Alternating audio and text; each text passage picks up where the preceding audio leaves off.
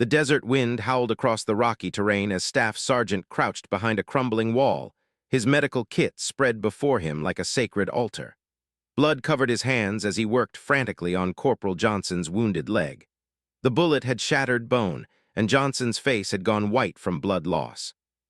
"Stay with me, Johnson," whispered, his voice steady despite the chaos around them. Gunfire echoed from nearby buildings where the rest of SEAL Team 6 was engaged in fierce combat with insurgents. "You're going to make it home to see your daughter graduate," had earned his reputation as the best combat medic in the unit. His teammates called him Doc with genuine respect. In 3 tours of duty, he had never lost a man under his care. His hands moved with precision born from years of training and experience, applying pressure bandages and starting an IV line even as mortar rounds exploded nearby. Team leader Lieutenant Colonel James Hawk's voice crackled through the radio. "Doc, we need to move in 5 minutes. Can Johnson travel?" Glanced at his patient. Johnson's breathing had stabilized and the bleeding was under control. "He's good to go, sir. Just need 2 minutes to secure this bandage." The mission had started like any other. Intelligence suggested a high-value target was hiding in this remote Afghan village. The team had approached under cover of darkness, expecting routine resistance. Instead, they walked into a well-planned ambush. Now they were pinned down, low on ammunition, and waiting for extraction. As finished treating Johnson, he caught sight of movement in a nearby doorway. A young Afghan boy, no more than 8 years old, stumbled out of a bombed building. Blood streamed from a head wound, and the child was crying for his mother in Pashto. Without hesitation, grabbed his kit and sprinted across the open courtyard. Bullets whizzed past his head, but he reached the boy and pulled him to safety behind a concrete barrier. "It's okay, little one," said softly in broken Pashto, words he had learned during his deployments. The boy's eyes were wide with terror, but he stopped crying when began cleaning his wound. Sergeant, the team's communications specialist, slid up beside them. "Doc, what are you doing? We need to move." 2 more minutes, replied, carefully applying antiseptic to the boy's cut. "He's just a kid, someone's son." Shook his head but provided cover fire while worked. This wasn't unusual behavior for their medic, had a reputation for helping civilians, often at great personal risk. The team respected him for it, even when it complicated their missions. As bandaged the boy's head, memories flooded back unbidden. Another child, another war zone, another lifetime. His hands trembled slightly, but he pushed the thoughts away. That was the past. This was now. The boy's wound was superficial, but would heal cleanly. Gave him a small candy from his kit and pointed toward a safer building where other civilians were hiding. The child nodded and ran in that direction, disappearing into the shadows. "Doc, we're moving now," Lieutenant Colonel's voice boomed across the courtyard. Shouldered his pack and helped carry Johnson toward the extraction point. The team moved like a well-oiled machine, each man knowing his role perfectly. They had trained together for 2 years, fought together in some of the most dangerous places on Earth, and trusted each other with their lives. At the landing zone, the helicopter's rotors created a dust storm that made visibility nearly zero. Was the last to board, making sure all his teammates were accounted for. As the aircraft lifted off, he looked down at the village growing smaller below them. "Another successful mission," said over the intercom. "Good work, everyone. Doc, outstanding job keeping Johnson stable." Nodded but said nothing. He was already thinking about the medical report he would need to file, the supplies he would need to restock, and the training exercises scheduled for next week. Staying busy kept his mind occupied. Back at base, spent 2 hours in the medical tent, checking on Johnson and other wounded soldiers who had been brought in from various operations. He worked methodically, his movements precise and economical. Other medics on base often watched him work, trying to learn from his techniques. Dr. Sarah, the base's chief medical officer, approached him as he finished updating patient charts. "You've been putting in long hours. When's the last time you took leave?" "I'm fine, Doc. The men need me here." "The men need you healthy and rested. You've been on continuous deployment for 18 months. Even Superman needs a break." Managed a small smile. "Maybe after the next mission cycle." Doctor studied his face carefully. She had known for over a year and recognized the signs of combat stress in soldiers, but seemed different somehow, carrying burdens that went beyond normal battlefield trauma. That evening sat alone in his quarters, cleaning and organizing his medical supplies. It was a ritual that helped him relax. Each bandage, each vial of medication, each instrument had its place. Order and precision were constants in a chaotic world. A knock on his door interrupted his routine. Sergeant entered without waiting for permission, a habit that usually annoyed but tonight felt welcome. "Hey Doc, some of the guys are playing poker in the rec tent. You want to join?" "Thanks, but I'm good here." Sat on the edge of his bunk. "You know, we've been teammates for 2 years, and I don't think I've ever seen you just hang out. You're always working, always taking care of everyone else. Who takes care of you?" Continued organizing his supplies without looking up. "I don't need taking care of." "Everyone needs someone, Doc, even the guy who saves everyone else." After left lay on his bunk staring at the ceiling. Through the thin walls, he could hear laughter from the poker game, normal sounds of soldiers unwinding after another dangerous day. But sleep wouldn't come easily. It never did.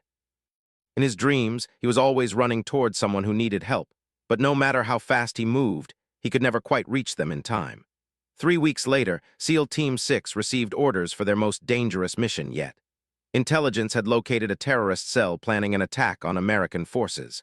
The compound was heavily fortified and situated in hostile territory where no backup would be available. Lieutenant Colonel gathered the team in the briefing room. Maps covered every surface, and satellite photos showed the target building in stark detail. "This is a high-priority elimination mission," explained. "We go in fast, neutralize the threats, gather intelligence, and extract. No room for error." Studied the mission parameters carefully. The compound was isolated, surrounded by open ground that offered little cover. If anyone got wounded, medical evacuation would be nearly impossible. "What's our contingency plan if someone goes down?" asked. "You keep them alive until we can reach the extraction point," replied. "Standard protocol." The team spent the next 48 hours in intensive preparation. They practiced room clearing, studied building layouts, and rehearsed emergency procedures. Checked and rechecked his medical supplies, adding extra morphine and trauma bandages to his kit. During a break in training, Corporal approached. Was the youngest member of the team, barely 22 years old, with a wife and newborn baby back home. "Doc, can I ask you something personal?" Looked up from the rifle he was cleaning. "What's on your mind?" "How do you stay so calm under fire? I mean, you never seem scared, even when things go crazy." Was quiet for a long moment. "Fear keeps you alive, the trick is not letting it control you." "Yeah, but you're different. It's like you've seen worse things than anything we face out here." The comment hit closer to home than could have known, finished cleaning his weapon and stood to leave. "Just focus on the mission and trust your training." That night couldn't sleep. He walked to the base perimeter and stood looking out at the mountains silhouetted against the star-filled sky. The memories he had spent years suppressing were getting stronger, harder to ignore. Doctor found him there an hour later. "Can't sleep either. Just thinking about tomorrow's mission. I've been meaning to talk to you about something. I've been reviewing your military records, and there's a gap in your service history. 6 months between your second and third deployment where you weren't assigned to any unit." Tensed. "What does that have to do with anything?" "I'm concerned about you. You show signs of unresolved trauma, but it's not consistent with normal combat stress. I think something happened during that 6-month period. My records are classified for operational security reasons." Doctor stepped closer. "I'm not asking as a superior officer. I'm asking as someone who cares about the way you throw yourself into danger to help others, the way you isolate yourself from the team, the nightmares you think nobody knows about. These are symptoms of someone carrying severe guilt." Turned to face her. "I do my job, that's all that matters." "It matters to me, and it matters to your team whether you realize it or not." The next morning, the team loaded into helicopters for the mission. Sat quietly, running through medical procedures in his mind. Beside him was nervously checking his equipment for the 10th time. "Hey," said quietly, "remember what I taught you about battlefield first aid? Apply pressure to control bleeding, maintain airway, treat for shock." "Good. If something happens to me out there, you're the backup medic until we can get out." His eyes widened. "Nothing's going to happen to you, Doc. You're invincible." almost smiled at the young soldier's confidence. If only he knew the truth. The helicopter touched down 3 kilometers from the target. The team moved through the darkness like ghosts, communicating with hand signals and staying low to avoid detection. Brought up the rear, his medical kit secured but easily accessible. As they approached the compound, everything seemed normal. Too normal. Held up his fist, signaling the team to stop and take cover. "Something's wrong," he whispered into his radio. "This place should have sentries." They waited for 10 minutes, watching for any sign of movement. Finally, gave the signal to advance. The team moved toward the main building, weapons ready. The explosion came without warning. The entire front wall of the compound erupted in flames and debris. Felt himself thrown backward by the blast wave, his ears ringing and vision blurred. When his head cleared, he saw carnage around him. Was down, blood pooling beneath his body. Was pinned under a concrete beam, conscious but in obvious pain. Was nowhere to be seen. Ignored his own injuries and crawled toward. The young soldier had taken shrapnel to his chest and abdomen. Blood frothed from his mouth with each labored breath. Doc whispered, "I can't feel my legs." His hands moved automatically, applying pressure bandages and starting an IV line. But even as he worked, he knew the wounds were too severe. Was dying, and there was nothing advanced enough medicine could do in the field to save him. "Stay with me, kid," said, his voice breaking slightly. "Think about your wife and baby." "Tell them," coughed up more blood. "Tell them I was thinking about them." Held's hand as the light faded from his eyes. For a moment, he was transported back 8 years to another battlefield, another young soldier dying in his arms. A soldier he should have saved but didn't. The sound of calling for help snapped him back to the present. Forced himself to move, to push down the grief and guilt and focus on who he could still save. Had a broken leg and possible internal injuries, but he was stable. Splinted the leg and gave him morphine for the pain. "Where's?" asked through gritted teeth. "I don't know. Stay here and keep pressure on this bandage." Found unconscious behind a pile of rubble. The team leader had a severe head injury and wasn't responding to attempts to wake him. Checked his pulse and breathing, both weak but present. The sound of approaching vehicles made look up. 3 trucks full of armed insurgents were racing toward the compound. The explosion had been a trap, and now they were surrounded with no way to call for backup. Made a decision that would change everything. He activated his emergency beacon, knowing it would bring help, but also knowing it would expose his location to the enemy. Then he picked up his rifle and took position to defend his wounded teammates. As the first truck approached, his training took over. He had been a combat medic for 5 years, but before that, he had been something else entirely. Something he had tried desperately to forget. The muscle memory was still there. The precise aim, the controlled breathing, the ability to eliminate threats with cold efficiency. Dropped the first 3 insurgents with perfect headshots before they even knew he was there.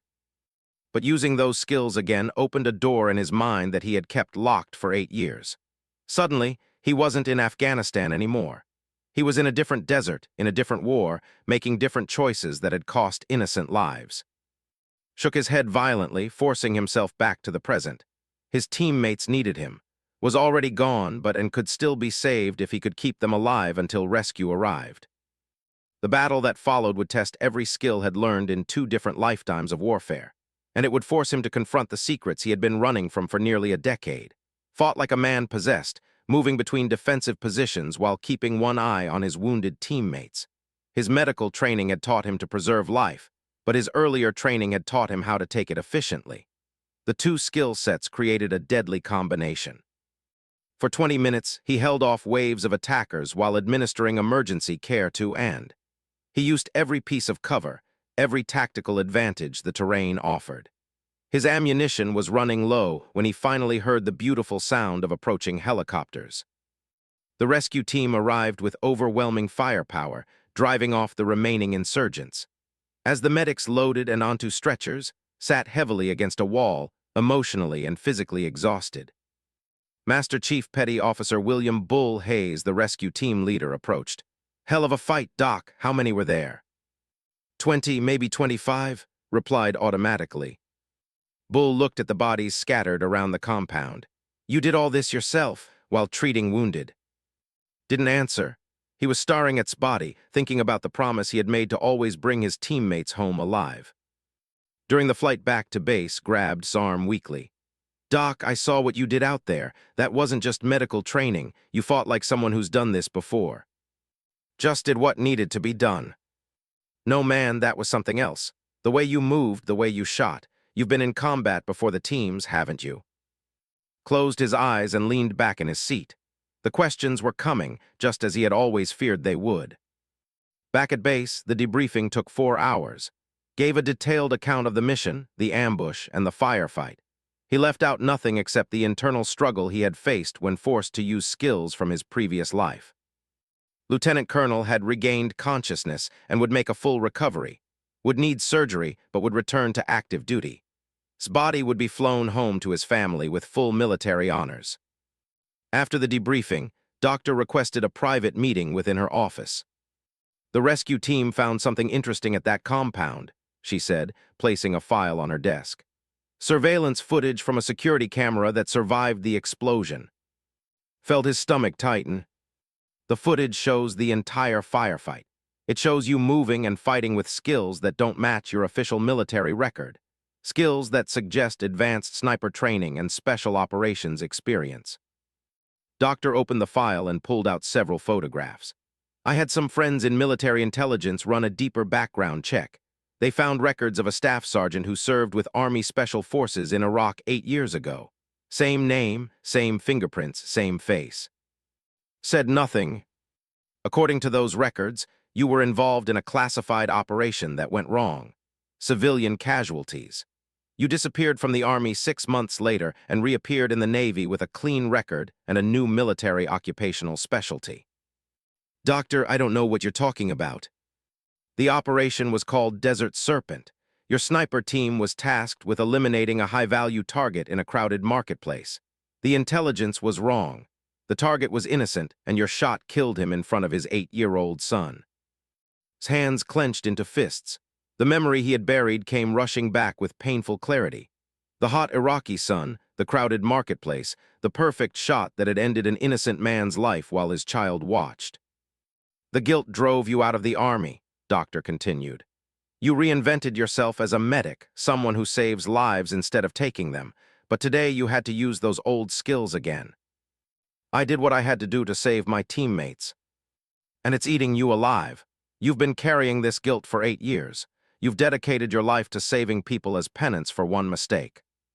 Stood up abruptly. "I need to file my mission report." "Sit down, we're not done." "Yes, we are." Doctor's voice became firm. "As base medical officer, I'm ordering you to sit down." Reluctantly returned to his chair. "Your team doesn't know about your past, but they've noticed changes in you since the mission. You're withdrawing even more than usual. You've been awake for 36 hours straight. This is unsustainable." "I'll be fine." "No, you won't, and here's why I know that." Doctor pulled out another photograph. "This is security footage from the marketplace in Iraq. It shows what happened after you took that shot." Didn't want to look, but his eyes were drawn to the image. It showed him dropping his rifle and running toward the fallen man, trying desperately to render aid despite the dangerous situation. "You broke protocol to try to save the man you had just shot. You performed CPR in the middle of a firefight. You carried guilt for a mistake that wasn't entirely your fault based on faulty intelligence. I pulled the trigger, following orders, with information you believed to be accurate. The real tragedy would be if you let that one moment define the rest of your life." Doctor closed the file. "I'm recommending you for psychological counseling and a 30-day leave." "My team needs me." "Your team needs you healthy. They also need to know who you really are." That evening, found himself in the wrecked tent where his teammates were gathered. The mood was somber following his death, but there was also relief that the rest of the team had survived. Looked up when entered. "Doc, how are you holding up?" Sat down heavily. "We need to talk, all of us." Despite his head injury, was alert and present. The team gathered around a small table as struggled to find the right words. "There's something about my past that you all need to know," he began. For the next hour, told them everything. The Army Special Forces training, the sniper missions in Iraq, the mistake that had haunted him for 8 years, and his decision to become a medic as a way to atone for taking an innocent life. When he finished, the tent was silent for a long time. Finally spoke, "So let me get this straight. Our medic, the guy who saved all our lives multiple times, used to be one of the Army's best snipers." "That's about the size of it." Shook his head in amazement.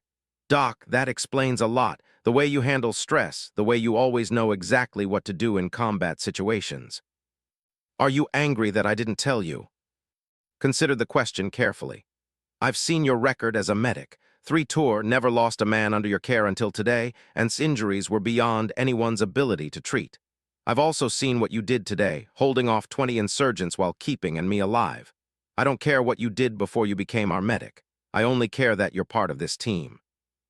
The other team members nodded in agreement. "Besides," added with a slight grin, "now I know why you're so good at poker. You've got the best poker face in the military." Over the following weeks, began working with a military psychologist.